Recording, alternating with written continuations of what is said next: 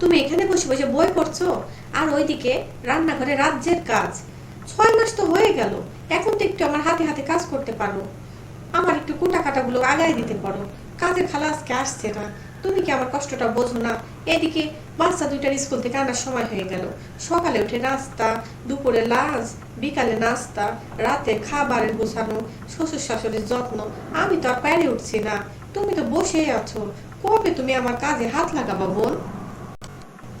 ভাবি, আপনার কি মাথা খারাপ হয়েছে? আমি করব কাজ? একটু আগে পেটিকোট মেরিকোট করে আসলাম, আর আমার জামা কাপড় দেখছেন, আমার গেট আপ দেখছেন, আমার সাথে কি কাজ যায়? আমি হলাম আদুরের মেয়ে, 5 ভাইয়ের এক বোন, আর এই বাড়ির ছোট বউ। আমার দ্বারা এসব কাজ কাম হবে না। আমার চেহারা নষ্ট হয়ে গেলে আমার বর বকবে। ওইসব কাজ আমার দ্বারা হবে না, আপনার কাজ আপনিই করেন। আর রুমের কি অবস্থা করে রাখছো? রুমের এখানে ওইটা পড়ে ওইখানে, নিজের রুমটা তো অন্তত গোছাতে পারো। এইটাও কি কাজের লোক করে দেবে নাকি? এত করলে তো হবে না বোন। শ্বশুর বাড়ি একটু তো কাজ কাম করাই লাগে। বাপের বাড়ি কি করছো না করছো ওইসব দেখার বিষয় না, শ্বশুর বাড়িতে একটু কাজ তো করাই লাগবে। দেখেন ভাবি, আপনার এত নাক গলাতে হবে না।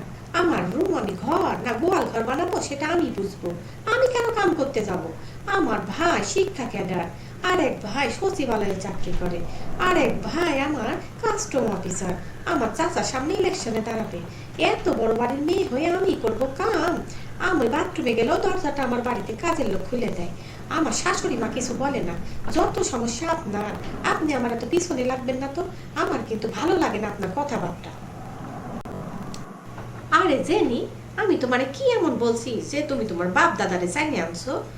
আমিও বউ তুমিও বউ, দুইজন মিলে কাজ করলে একটু সহজ হয়। সব কাজ কি আমি বড় বলে আমি করব নাকি? দেখো, শ্বশুর বাড়িতে বাপের বাড়ি এত কেচ্ছা চলে না, এখানে কাজটাই সব। তুমি একটা লাট সাহেবের বেটি হয়েছো বলে তাতে আমার কিচ্ছু যায় আসে না। তুমিও বউ আমিও বউ, তাই কাজ করতে হবে সমান সমান, এইটাই বাস। থাকতে হইলে আমাদের সাথে থাকবা, না হইলে আলাদা হয়ে যাও, স্বামীরে বইলা।